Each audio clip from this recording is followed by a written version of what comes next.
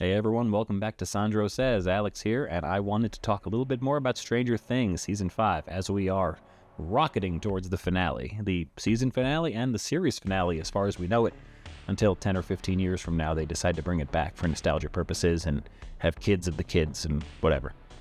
So anyway, leave a like on the video and let's dive in. So today I want to talk about Kali again. Now I did a video about Kali a couple weeks ago. I think I've done actually 2 on her now. So this will be my 3rd. But this is a real follow-up because we learned a lot in episodes 5, 6, and 7.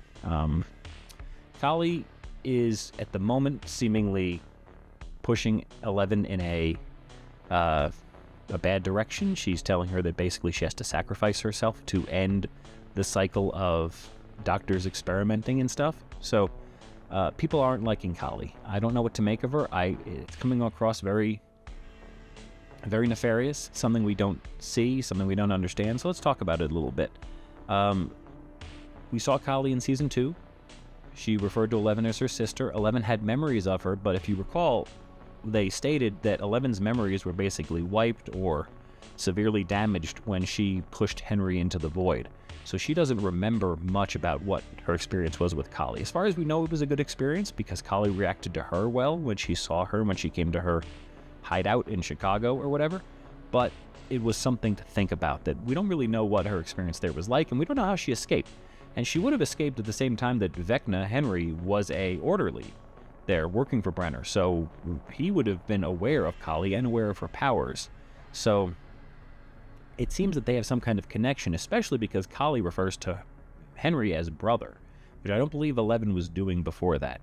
So it seems they have some kind of connection that we haven't talked about. Perhaps Henry helped her escape too, and something, I don't know. And the other thing that you have to remember about Kali is that she's an illusionist. And I don't think that's just about the fake illusions that she can put in people's minds. I think she might just be really good at lying, really good at manipulating. That's just her whole story, you know?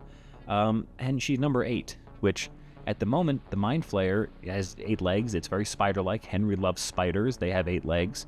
And she can manipulate the mind like nobody else in the show, so she would be the closest thing to a human mind flayer there is. I believe Kali, actually, someone posted online, I have no idea if this is true or not, but apparently one of the translations or meanings of Kali is the Dark One, which would be another terrifying allusion to the Upside Down and especially the Mind Flayer. So the Shadow Monster, as they call it, a Dark One, a Shadow. I don't know, just throwing it out there. The only thing that we see on Kali besides her in that super white outfit and her shaved head is she has this really prominent owl tattoo on her neck. Now that's not something the actress has. That's something that they deliberately are putting in. Because if the actress had a tattoo and they didn't want to show it in the show, they would just cover it up. That takes 2 seconds, not 2 seconds, but that's something makeup does. Or at, CGI. So why does she have an owl tattoo? What's the meaning? What's the significance? Owls are always watching, always looking.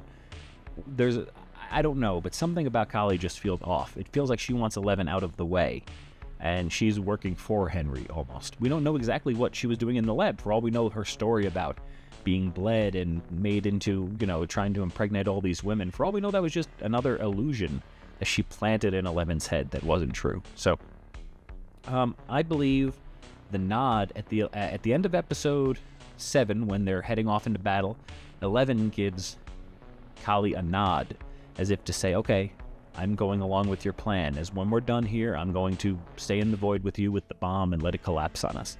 I don't believe they would telegraph things like that if that's what was going to happen. So I believe there's going to be some type of revelation coming up. So it'll be interesting to see. I can't wait till tonight.